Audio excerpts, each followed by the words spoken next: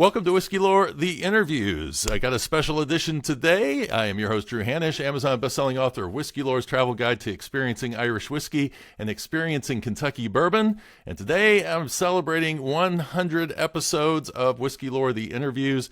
And I used to be a collector of baseball cards, and it was always the numbers like 100 and 200 where you had your most special players. So today I thought I need to have somebody on that I've long wanted to have on the podcast.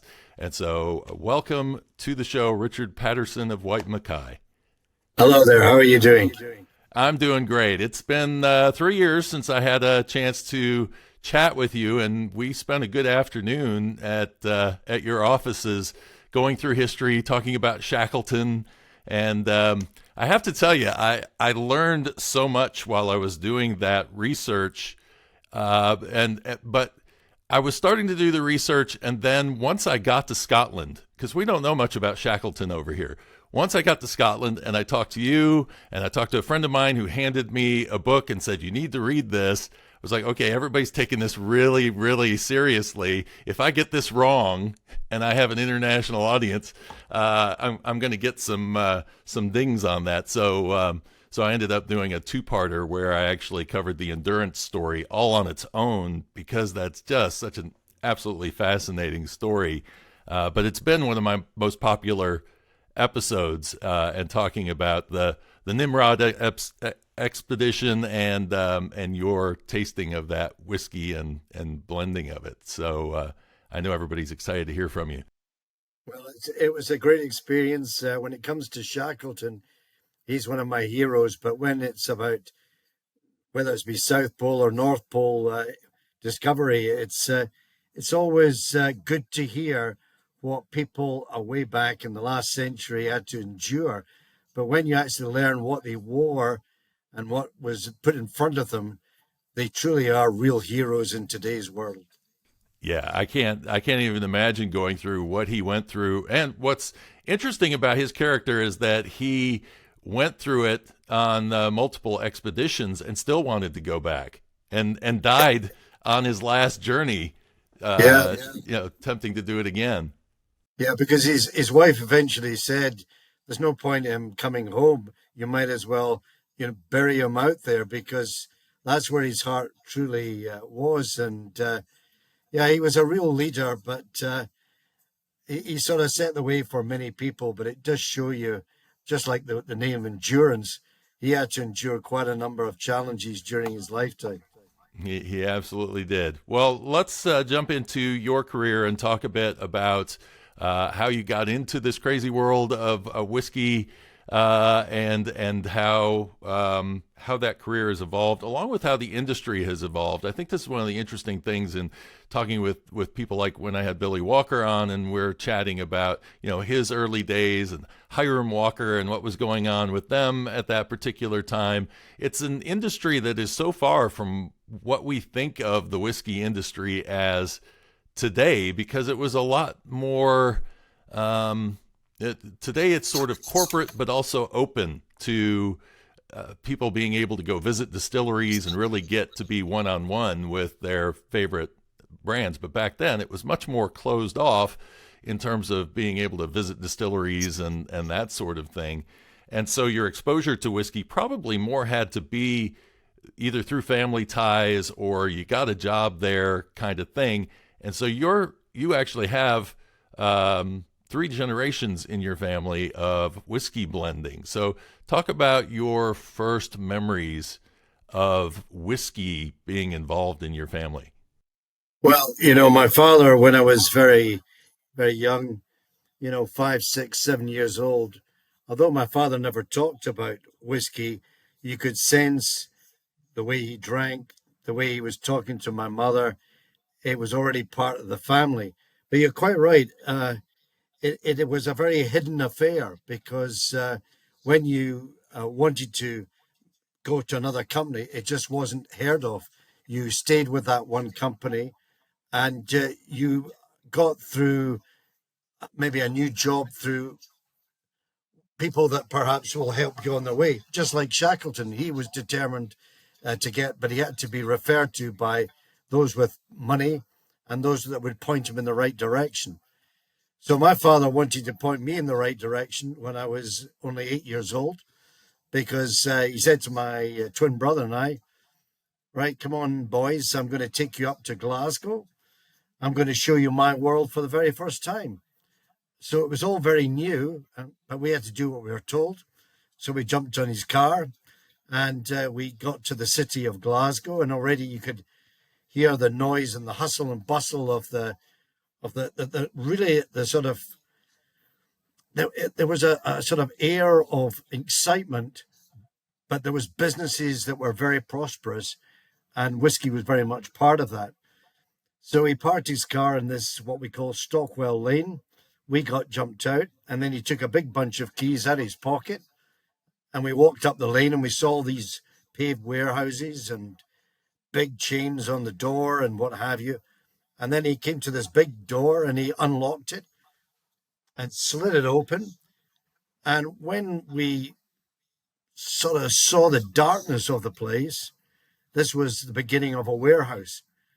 But before we even stepped into the place, the smell of whiskey, Madeiraized wines engulfed our nostrils. And it was something we'd never encountered before. And we thought, what is going on here? So we then walked further deeper into the warehouse, and the noise of the city of Glasgow was just starting to disappear. But everything was so dark and dingy, but it was of no interest. So my brother and I started fooling around, hiding amongst the casks, throwing bungs at each other, etc., which annoyed my father intensely.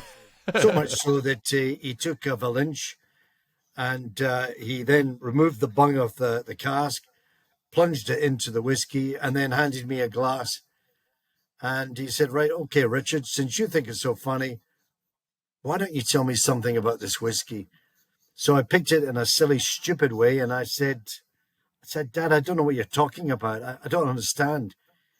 And of course, him, like myself, being not a very patient man, gave me an almighty whack at the back of the head and said, listen, boy, you're just being stupid.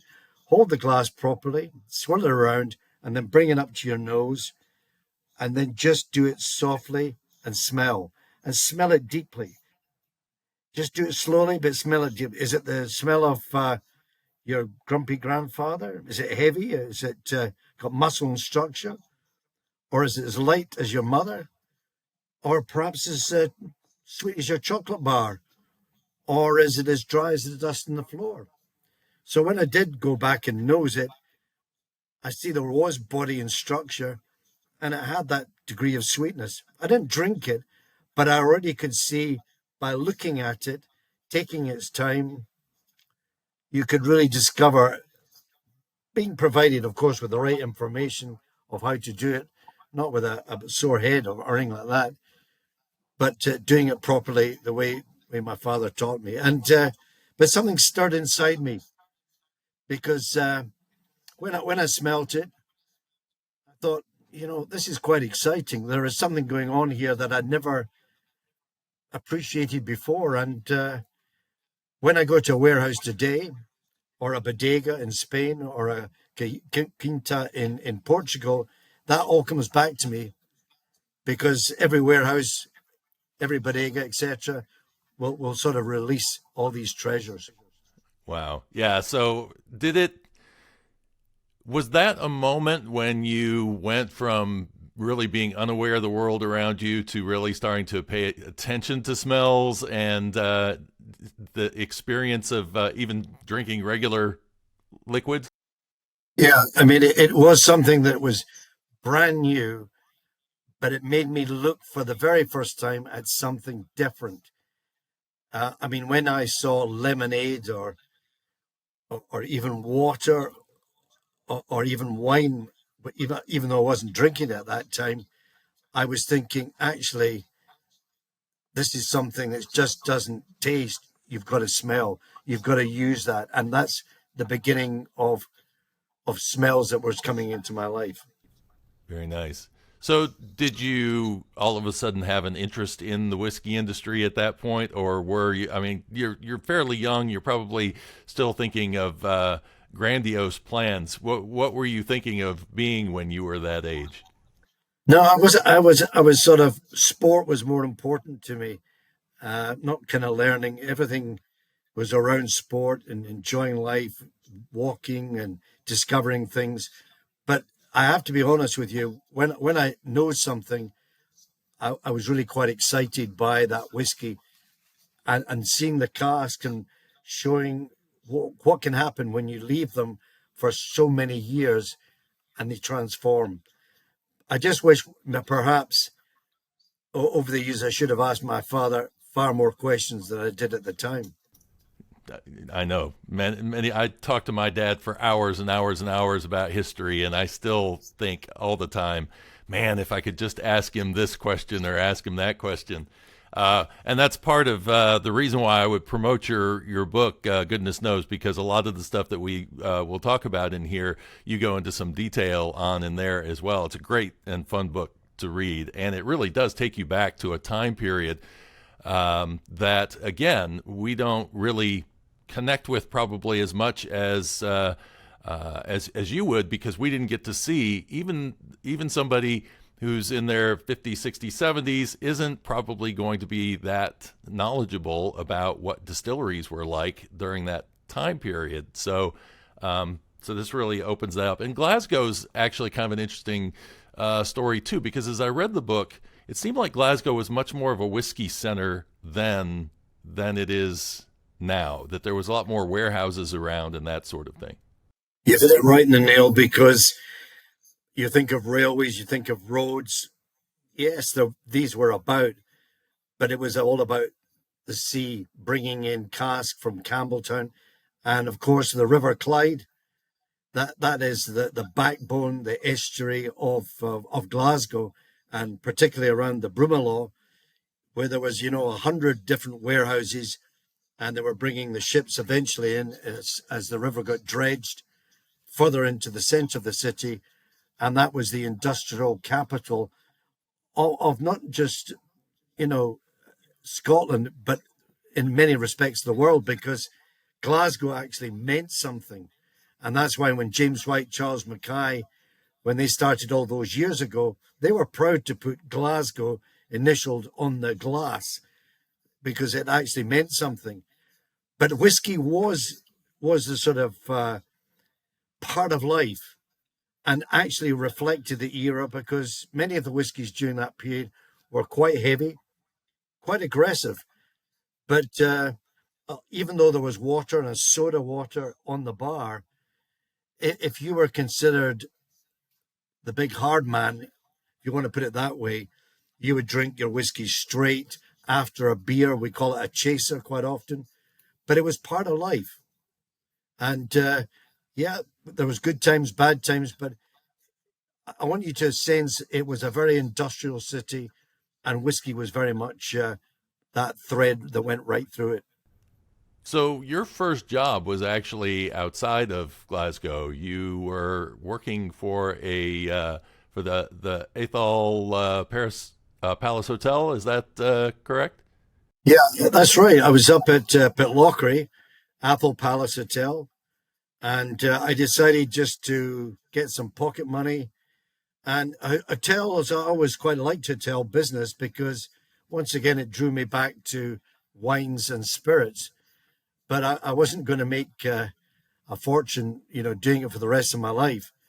But particularly, I didn't want to be. I'll be a bit of a snob here. I didn't want to be too subservient to the guests. As long as they gave me big tips, that's all that worried me. But then my father said to me, "Well, come on, you're never going to be a millionaire or get a job up there. I've got an interview for you back in Glasgow." So I returned to Glasgow to get my first interview with A. Gillis and Company in the heart of Glasgow. But it owned Glen Scotia Distillery and Glen Nevis and lots of warehouses down in Campbelltown. That's a interesting connection there. I love Campbelltown. It's one of my favorite places in Scotland to visit, which would probably be something odd for you to hear when you first arrived there so long ago, because your initial impressions of the area were. I love when you talk about Tarbert. You get to Tarbert and you think you're already there on this big long bus ride. I had the harrowing experience of driving there the first time, and I was still trying to get used to driving on the left side of the road, and was dealing with these lorries coming past me with a brick wall over on this side, going through it like this. But your experience was a little bit different on the way down. Yeah, well, you're absolutely right. But you got a sense and a feel of it because, at that time I went down by bus. And to many people nowadays, you'd think, what is going on in that place in Scotland? But this is way back in the 60s, 1966. That's a long time ago. So you went on a bus and it took about 5, 6, 7 hours to get there. And, it became rather boring. And then we arrived in Campbelltown. And it was, as soon as I stepped off the bus, it wasn't the smell of whiskey, it was the smell of fish, because it was a very much a fishing area. The huge amount of fishing vessels going out every day to catch the herring, and so therefore the bus terminal was not far from the pier. So there was all these things going on, but I was staying with down in Campbelltown in the manager's house, and within a short space of time, I became part of the community that really looked at me, because it was cut off from almost the rest of the world. So I had to settle in pretty quickly. But what I found, they were very homely, they were very friendly, and it was a great, memorable time, but completely different from Glasgow. Everybody knew everybody, what was going on. And if you were a distillery manager, you were as important as the doctor and perhaps even the provost or the mayor. And I did a whole series on Campbelltown and its history, and it's really interesting to see the development around there. Now, I've been to Glen Scotia. On the outside of the building, it's not this wow factor of seeing pot stills through the window and all of that. But it's a really nice tour these days. But when you were there, and this is interesting because I interviewed Ian McAllister down there, and he came in, I think, probably around the time of your last visit in terms of the book. And he said when he first got there, this place was really kind of left for dead in some ways. Was that kind of the feeling you got? Yeah, it's a beautiful, wonderful town. The people are really friendly, but it is different, and it's quite far removed, as I say, from the city. But when even before getting to Glen Scotia, I walked around the town, and at one point there was 37 distilleries actually functioning down there, and you could see again many of the scars of these old distilleries, and some of the warehouses, they were completely empty, and you could sense that this must have been a hustling, bustling. Some people say it was a second empire almost, but when I arrived at Glen Scotia Distillery, as I've always said, it looked like a penitentiary prison because you couldn't see the pot stills. But again, we come back to that same scenario.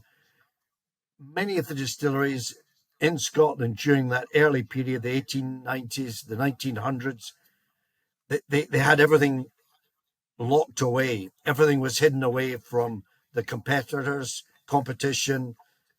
It was very secretive. And that really was the impression I got, seeing all these empty sort of distilleries that had once been there.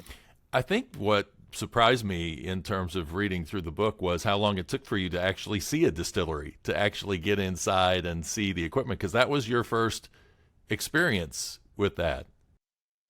It was, but unfortunately, there was a fair degree of neglect. A. Gillis were kind of not short of money, but they were very sparingly passing it to only the areas that really needed the money most, and therefore it was kind of neglected down in the warehouses, down at the distillery, because instead of being beautiful, gleaming pot stills, they were kind of dumpy. They were kind of lifeless in every shape or form. And even the whiskey casks that I was shown were kind of tired wood and needed energy and revitalization. Yeah. Well, everything you were selling out of there likely was for blends. You weren't doing any kind of single malt Glen Scotia at that time. Well, we did have ultimately a 5, 6, and 7 year old, but again, it was too young. It was for complexity like Glen Scotia. It needed time, but it needed good wood. And when Glen Scotia was eventually put into, I remember seeing a 1964 cask, something like 10, 15 years later. It was outstanding. It was complex, rich, but really intriguing, that really lasted long on the palate. Yeah. So, do those warehouses still exist, Ardlussa and Glen Nevis? Yeah, some of the Glen Nevis Ardlussa warehouses is still there. They're closed down. I went down there not that long ago, but they kind of deserted. But you could still make out that sort of avenue of where the warehouses once were. Did you walk around kind of trying to picture what the place looked like in the days when it Yeah, was filled with distilleries? yeah. You cannot but help but keep going back and thinking and remembering what it was about. And one classic job I had to do, I mean, people would just laugh at you now, was to go into the warehouse. They said, "Okay, Richard, you're down here for a couple of weeks. You better get used to these casks and everything about it. Away and tap the casks." And I went, "What are you talking about?" "You tap them." And I said, "Tap them." And he handed me this sort of hammer, wooden hammer, just a small hammer. And I said, "I'll show you what to do." So he tap, tap, tap, tap, tap, tap. And then he came to one, dong. I said, "What's going on here?" I said, "Richard, this is nearly empty. And it's evaporated so much, there's been a problem here." And then he put his hand underneath the cask and said, "Oh, we've got a bloody leaker." Well, it wasn't quite a bloody, it was a bloody leaker. Leaker. Yeah. But one cask we came upon was a wood weevil that had gone right through the wood and into the liquid, and it was slowly just dripping away. Mm. And I So wondered because when I read that, I was thinking, what do we do today in palletized warehouses? I mean, you can't really go by and knock on or these no, seven-story rick houses. How are you supposed to get in that's there? right. Yeah. Yeah, because it's such an effort. Yeah, if it's leaking, sometimes you just have to make the decision. There's no point in telling the men to go in there, break them down, depending on if it's a very old cask, you want to preserve that as quickly as possible. But if it's 3, 4 years old, people sometimes don't even bother. Yeah. Were those the old dunnage style warehouses? Yeah, you're absolutely right, and it's a word that came up even this morning in the office. I said dunnage. Yes, it was typical 3 high in a beautiful warehouse that was damp, but more importantly, 3 high that left all that air above. So there was lots of air circulating around, which to my mind is the proper way to allow mature whiskies. And if you think, well, what about our ancestors? They didn't know any better. Actually, they did. They must have gone through different methods of warehousing, storage of cask. And if they thought it was above each other or standing on top of their heads, which was once done, heads, all the way up, maybe 12 high, or put in, but there was no forklift trucks. It Yeah. was all manual. So if somebody said, "I've got a sore back," out you go. We'll get somebody else who'll do the job. Wow. Well, and then you had a realization one day that I think this was at Tomatin where you realized because they were going more than 3 high, the differences between the whiskey at the bottom and the top. Yeah, that's Drew. That's a great question because it's something I've never forgotten about. I was there, uh, going through the Highlands, actually nosing parcels of whiskey that we bought for our blends, and more in most cases, except for Tomatin that day, John McDonald was in no mood. I said, have you got them lined up? He said, what do you mean, Richard? I said, are they all on the floor, all lined up with their bungs out? He said, no, no, no. It doesn't work like that here. We're too busy. This is one of the busiest distilleries in Scotland. You just start climbing up, take a bung extractor with you, you nose them, and you do it from there. We'll just point you where they are. And of course, I started at the bottom and worked my way up to the top, eight high. But when I actually started at the bottom and worked up to the top, even though that was the same year, for the first time, I was actually seeing a difference because the ones at the bottom of the first and second rows were actually what I was looking for. There was maturation, bit heavier. Okay, it lost a little bit of its strength, but it had that mellowness, that roundness that I was looking for. Whereas the ones at the top, when I eventually got up there, were drier.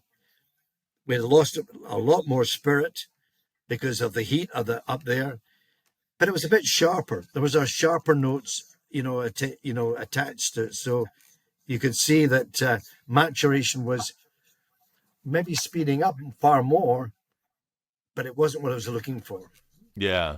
So, kind of heading back to Glen Scotia because for the longest time I had it as my screensaver, their warehouse, because it's a palletized warehouse now. How long has it been since you've been to Glen Scotia and walked through their warehouses? Oh, I was there. Oh, just before. Yeah, it must be 3 years ago, just before COVID. Yeah, so very Yeah, different to see how tall those palletized warehouses are now, and to think, how are you going to be able to figure out what's going on way up there? Because in the U.S., the rick houses still is probably the predominant way in terms of bourbon, and so you can still get up there and be able to roll out casks and be able to get to them. And they say it's easier to get around with the palletized warehouses, but it just seems like that would be a lot tougher in terms of cask management for you. yeah. But again, I've got to say, excuse me, I've got to say to you, it really depends on that particular single malt and what you're doing with it. Now, if you're doing blends that are 3, 4 years old, well, maybe perhaps you'll keep them in a different area. If you're laying them down for 12, 15, 20, 30 years, well, you need to really make sure these babies are well looked after. So you maybe keep them separate and do the typical dunnage 3 high. So you've got to manipulate your cask according to your business and what the future will hold. A lot of people say, well, let's put the new spirit in the warehouse, let's fill the warehouse, and we'll throw away the key. And we'll come back in 10 years or 12 years and see how they're getting on. No, you can't do that nowadays. But it's to give you an idea of there's many different areas that you have to look at, but you have to quite clearly have guidelines of which direction you want to take. Yeah. So in those days working for Gillis, were you wearing a tie into the warehouses, or was this when did your professional look come about, and did you have to pause on that at times? No, I'll be honest. As you see, I'm wearing a tie today. I haven't put my jacket on, but I took that off. But when I started, uh, being smart, with the right tie, etc., was always part of that business, and I've never lost it because even when I go to Japan, although things have changed, we've become more casual. Respectability still shows me to wear a tie. So generally, I mean, it's just part of my life. A lot of people will say to me, "Why are you dressed like this? I've never seen you." And when I go casual, which very few people have seen, they say, "Richard, where's your tie?" And I went, I just wanted to be casual today. I bring that up because I am a big fan of a tie, and people will say to me, why are you just trying to keep the tie companies in business? And for me, it's like I just like feeling professional. It makes me feel different. I carry myself differently when I'm wearing a tie. Well, I've got to say thank you, Drew. All I can say is we're the last. because it's becoming rarer. And I see young people looking at me. Even today, a girl stepped into the zamp room, and she took one look at me with my matching handkerchief and blue suit, etc., and so, what is this guy doing? What world's he in? I have a friend of mine who lives out in California. We grew up together, and he's a big Sinatra fan. He wears a fedora all the time. He wears the suit and tie with the pocket square. He is all set. So there's more of us out there. We're just kind of the really silent minority. No, but it is true. I mean, even I was looking at a 1966 photograph. My hair was obviously a bit longer and it was darker, not the grey hairs and all that. But I still had the tie, even when I had a white coat, because I had many of these white coats for nosing whiskies, but I always had the tie on. So that was, just part of it. But as I come back to Japan, they still do that to this day, and that's the respect I have for them. I think we lose our we lose our sense of things when we watch movies, because how many times do I watch movies where people are wearing suits?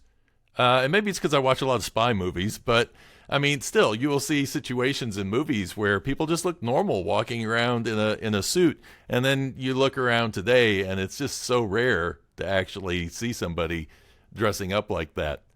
Yeah, yeah, but never mind. But I'll try and keep that going anyway. Very good. So, one of the stories that I thought was really kind of fun out of your early days there was this go-getter attitude you had of wanting to get samples from all of the distilleries across Scotland that you could, and you went on a letter writing campaign. And to kind of back this up a little bit with some information, a lot of my people will listening will know about the DCL, but the DCL pretty much owned half the Scotch whiskey industry at that time. And you were going around getting samples from distilleries. What was, first of all, what was the idea of getting the samples, and then what was the response from some of those distilleries? Yeah, well, the first thing, we had many different blends, and we were using as many as 30, 35, even 40 different component parts in our blends. Now, things have changed a lot nowadays, because the majority, maybe 15, 20 component parts, but it was still considered to have these. But because there was around about 150 distilleries in operation, there was many that I didn't come across too often. But the more important thing was I didn't see them when they were born. I could only see them when they were matured, and when they were maybe aged for 3 or 4 years. So I want you to build up a library of these different flavors that will give me an indication of which area they might be falling into. But in a simple way, was it light, medium, or heavy? And so I wrote a letter to all of them. And then one day I got a phone call from a very dignified gentleman. And he said, "Is your name Paterson?" He said, "Yes." I said, "Well, I'm so-and-so from the Distillers Company Limited." It was like, do you know who you're talking to? This is the distillers. And as you quite rightly said, it was one of the major factors of whiskey distilling. When you think about Johnny Walker, Black and White Horse, they dominated the market. So that was all part of their power. So he said, "So you want new spirit?" I said, "What's it for?" I said, "Well, I want to just see how whiskey is going to develop over the years. As I'm very interested in all the different qualities of the single malts and grain whiskies that exist in Scotland." He said, "Well, actually, to get these samples, I'm afraid you're not on, and just hung up. And that was the end of that. And I thought, you pompous, you know. Yeah. But that was coming back to the days when everything was hidden, nothing was discussed, and you know the sort of Jim Beverages of that era, from which of course is now around for the likes of Diageo, are much more open and friendly. They won't give you all the information you're looking for, Yeah. but at least they'll answer the phone and be polite. How many samples did you get before you got caught? I must have got, actually, in fairness, I must have got about 70, 80 samples. So I did pretty well. Nice. Yeah. But it actually still, it gave me good food, a good learning curve, and seeing whiskies that have now become, some of them are real beauties now. It had to be somewhat of an eye opener. We talk about today the fact that some people still talk about Speyside having a character and Lowlands having a character and the rest, but you know, everything has gotten so diversified in terms of character. Peated whiskeys coming out of Speyside, and you know, non-peated whiskeys coming out of Islay, and so on and so forth. But in those days, you didn't really probably have as much ability to figure out, you know, what the qualities of different distilleries were. You know, I can go now and see pictures online of Glenmorangie and see the big tall swan neck stills, and knowing how that affects a whiskey, you know, that helps me understand what that character is going to be like coming out of that distillery. But you really didn't have any of that. There were no guides for what every distillery's stills looked like, or other than Alfred Barnard, if you wanted to go back and hope that everything was the same now as it was, you know, in that case, 60 or 70 years before. Yeah. I mean, you've got to remember Alfred Barnard in 1887, when he went to all these distilleries, when you read them, he gives better dimensions, sizes and shapes, but he very rarely told you what the whiskey was all about. It would be Mr. Milroy, and he would be the person that would help to do that. But what it did emphasize eventually to myself was, okay, this distillate is important, but once you get it in the cask, that's what, and the right cask, that's then going to transform it. And you're quite right today. The Highlands, the Speyside, if you want a heavily peated or a light peated, you can get it in Speyside, no problem. But will it help to enhance? Will it help to encourage people? Will it help to get the respectability? And sometimes you can actually lose the DNA of your distillery by having so many different concepts, seasoning programs, etc., etc. Sometimes just keep it simple, but being out there, the Joe Public are very interested, so you've got to give enhancement that's going to appeal to them. Yeah.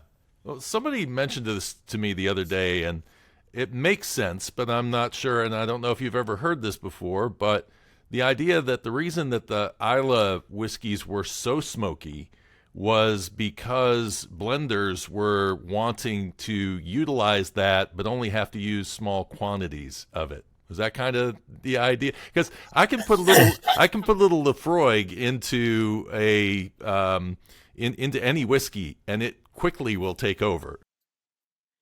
There's no question. I mean, when you're saying that, and I'll be honest with you, when you make a blend and you want to introduce all the component parts from the Lowlands, Highlands, Campbelltowns, and Islas, when it comes to Islay, you've got to dance around 2 or 3%.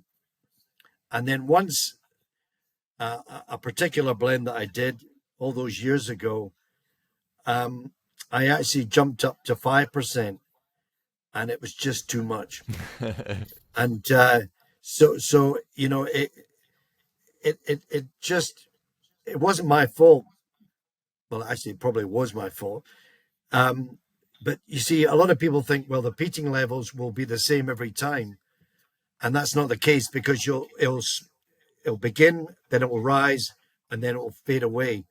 And sometimes when you get at the very height, you'll get that real phenolic, uh, you know, the sea spray, the smoke, the bonfire, all these kind of very heavy, oily tar rope, all these component parts will then come out. So you have to give it respectability and keep it within the confines.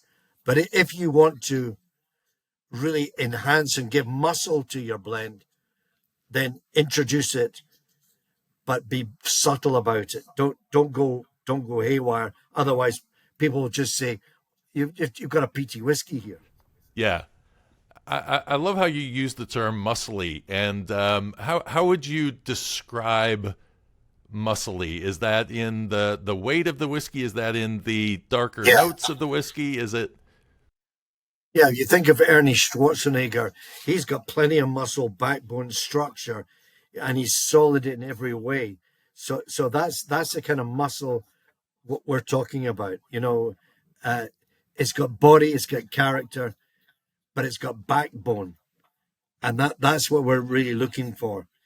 But again, just getting the component parts to harmonize with each other. I mean, that's why bringing these 30 odd component parts together, they come together and they say, hello, who are you? I don't know you. Look at all these people around me, 27. But we're having a party just now. Nobody knows each other. So how are we going to get together? We're going to live with each other for many weeks to come, and we're going to furnish that friendship and bring it together. And that's what time is. The marrying is so important.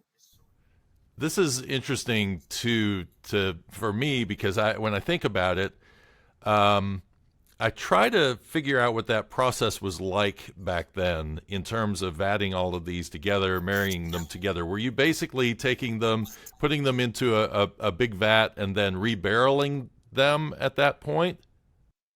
Well, there was many ways of doing it. Yes, some blends we took the malts and the grains and we put them together and we stirred it around in the vat, and then we put it back into cask, original wood, to let it marry. Or we put it into the vat, stirred it around, left it for maybe a day, 2 days, and then we bottled it off. But many people during that period would take the malts, put them together, and what we do is we create what we call a vatted malt.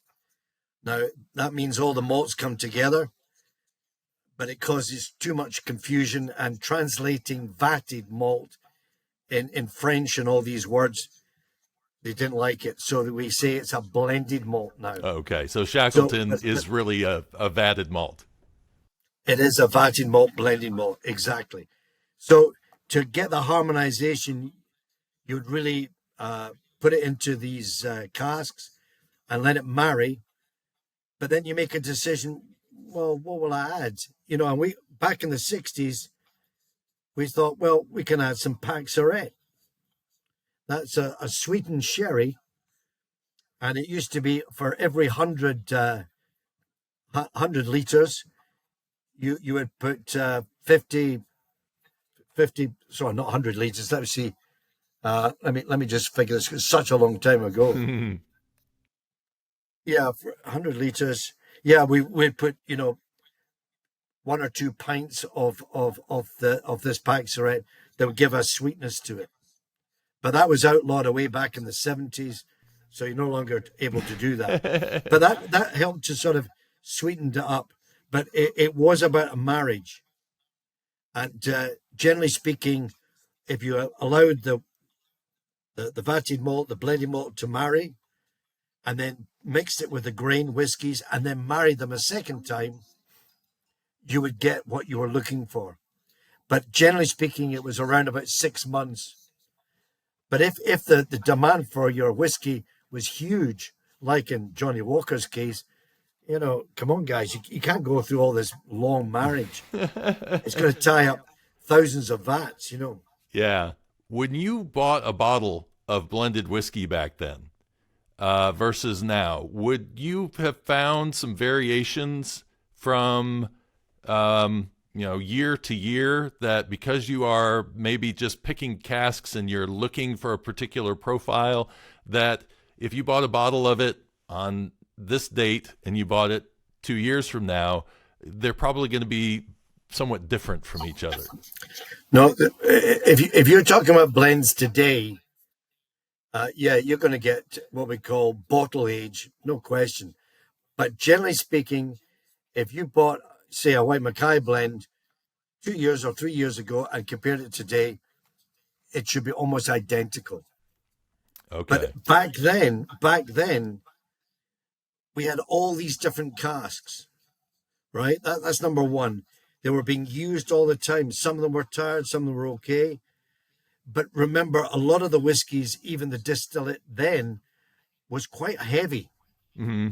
And therefore, we always felt they were heavy. And that's why the Pack Surette, the sherry, really the sherry wine helped to give that sweetness that would only come about, through many ages. I mean, that's why when we produced a White Mackay 21 years old, that was known as a liqueur whiskey. And you say, well, why was it a liqueur whiskey? Because it was something really special.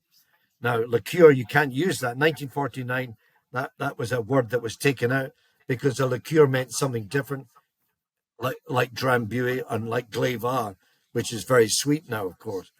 But there were many different connotations. But let me assure you, what we always tried to do, number one, when you became a blender, you had to produce a style. But more importantly, you must make sure it's consistent. So that's what we were trying every time. But it was not always easy, particularly with all these different woods. But we made every effort. I know way back in the 60s, and then when I joined White Mackay in the 70s, we were checking, nosing every single cask, all these things that went on all those years ago. It just amazes me. It's one of those things that I think about in terms of, you'll hear distilleries talk about, we haven't changed anything in 50 years, 100 years. In going through and doing the research on Tennessee whiskey history, I can tell you things were done a lot differently back then versus the way they do them now. They were log still distilling back then in some areas of Tennessee. Yeah. So, one thing I've got to tell you, Drew, we're faced with health and safety, looking after our stills. A lot of people said today's distilleries are really clean. Now, when I mean that, making sure they're washed out after they're required, they're taking their time to make sure everything is unique. Now, a lot of people would say, the old traditionalists say, sorry, they're too clean. and you say, but they've got to be clean. I said, yeah, they might have to be clean, but quite often you can get a build-up that will give you certain attributes that you're looking for at certain times. So be aware, but we're talking about real subtleties here. But, the training programs that go on nowadays are top notch. Yeah. No, that is really interesting. It is a totally different era, totally different philosophy, and different rules. So, I mean, really everything is under a rule now, whereas if we go back to the 1800s, you had a lot less rules to go by. And, I mean, this is one of those questions I wanted to bring up with you, because I did a whole travel around Ireland and went to all of these different distilleries and then started doing the history of Irish whiskey. And one of the things that I would bump into was that they said in was it 1875, the malt tax came along, and that's what brought us pot still whiskey, the use of unmalted and malted barley.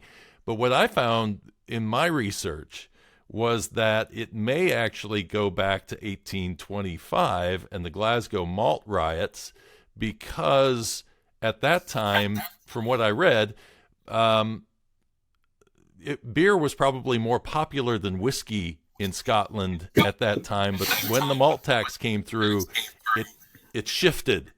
And to read that Adam Smith, when he's writing Wealth of Nations, is giving a recipe for the common whiskey of the day, and he's talking about unmalted barley. Is that a style, to your knowledge, that was prevalent for a time in Scotland? Yeah, unmalted barley, heavy, really heavy whiskies. And we go back to Andrew Usher, the man that pioneered the art of whiskey blending. Now, he was the agent for Glenlivet. But when he started mixing his vatted Glenlivet and his other whiskies with his grain whiskies, he had to be quite subtle about it. And he always says, as I think I say in the book, you know, many Irish peoples were looking for, when they came over, the bricklayers during that industrial revolution, etc., here in Glasgow, they had to have lighter whiskies, lighter style, because it wasn't, the Irish whiskey had a sort of light style that people liked. So they subtly did it, and he had blends for them. But generally speaking, a lot of the blends had muscle and structure, and therefore it suited the period. But there was a sort of degree of harshness. Mm-hmm. I mean, you've got to be very careful how you describe it. But it was just a little bit sort of green, if you want to put it that way. There were whiskies that were, 3 years old, but many people would vary it from 3 to 7 depending on their stocks. Yeah. And therefore, there were changes going on. But even a great change, I remember speaking to somebody a couple of years ago, and I said, what was it like when you first joined? Well, I said, at the distillery, I was a distillery manager, and 70% of it was about the spirit. And then 30% was doing all the documentation to keep the customs and excise happy, as well as the whiskey director. I said, but today, it's 75% paperwork, making sure you cover everything, and the rest, if you get that right, well, you'll get 25% of the spirit, which will take care of itself. But so it's changed in that particular way, but documentation is really, and of course, computers, telephone. I mean, all these things we take for granted. Yeah, I think what frustrates me in terms of my history research is that a lot of these distilleries didn't really hang on to their processes and what they were doing back then, so that, or even telling us what their equipment is. Now, somewhere in the National Archives, there are likely, because it was a rule in the United States, that you had to do a layout of your distillery. You had to tell every piece of equipment that you were using in the late 1800s as part of the regulations for whiskey, and yet where are they? You know, it'd be great if those still existed, because, and they may, we just don't know where they're at maybe. Was there, in trying to research some of Scotland's history, do you find that there is that kind of documentation around, or is it kind of the same struggle? No, that documentation in certain distilleries is around, but it keeps and stays in that distillery. But a lot of the records, they're thrown out. Remember, these big volumes, when I started all those years ago, we never had computers. Everything was written by pen. So, you know, one of my first jobs was to write I think it was 150 casks of Invergordon grain whiskey. So you had to put the contents, the ullage, the proof gallons, the bulk gallons, the strength. And it took for ages to write that. And then you would allocate it, you know, just a prefix to say, oh, this is going for a blend, and when it was marked off. But then these books every night went into the safe where it was locked away. But, when people started changing, they took these books and say, what's this? This is a load of rubbish. And many just would disband them, Yeah. and just so because a lot of people didn't care. But even another example was a distillery manager was going to be replaced, and this young guy was sent up to the distillery and said, Doogie, who's in charge of the distillery, he keeps everything to himself. Now that's typical, Mm-hmm. because a distillery manager was the main man. It was his world, and nobody argued with him. Even though there was fights going on, etc., he was in charge, and he would do it in a certain way. So he said, "Listen, this guy is he's germinating his barley, but he always says it's right." I said, "What do you mean?" He said, "Well, after maybe 7 or 8 or 9 days, he always got it right. I mean, it was just perfect. The barley was right for distillation, etc." He said, "You got to find out what's going on." So he went up, and the distillery manager was there. He watched everything he did. He'd go into the malt bin, pick up the barley, smell it, and then he would look up, and then he would go away, do his way, looked up, went away. And then on the 10th day, he said, "That's it, it's right." Mm. And they said, what's he doing? And eventually he got friendly with him. He said, "Listen, every time I come this way, you pick up, you look at the barley, and then you look up in the air. What's going on?" He said, "Well, it evaporates. It's there's moisture here. And if you look up on the ceiling, you'll see the moisture ring. You'll see a moisture ring. And when the moisture ring became a certain circumference," he said, "That's it, it's ready now." they thought he was channeling the Almighty or something. Yeah. I mean, it's something as simple as that. Yeah. And even some people said, "How do you know it's right?" "Because I know it's right." Yeah. No. Come on. What's the chemical? I do that from the analysis. I can see it's right, but you don't do the analysis. You know something's distinctively right. Well, these were people that worked with the stills. They knew they were human beings, how they would operate, and it would give them the answer. But today that's unacceptable. It must be all written, analyzed, GLC, you name it. Yeah. High intensity of research. It reminds me of a story. The first time I went to Newfoundland, there's a Table Mountain is right in the southwest corner of Newfoundland, and the railroad goes through there. And they had derailments all the time because the winds are so high through that area. But they had a guy that lived in a cabin who could tell them when the winds were coming up. You had meteorologists with all this experience. They could not figure out when these winds were coming up. But this old timer could seem to do it. So they let him warn them when they should not have any trains coming through. And for years, they had no derailments.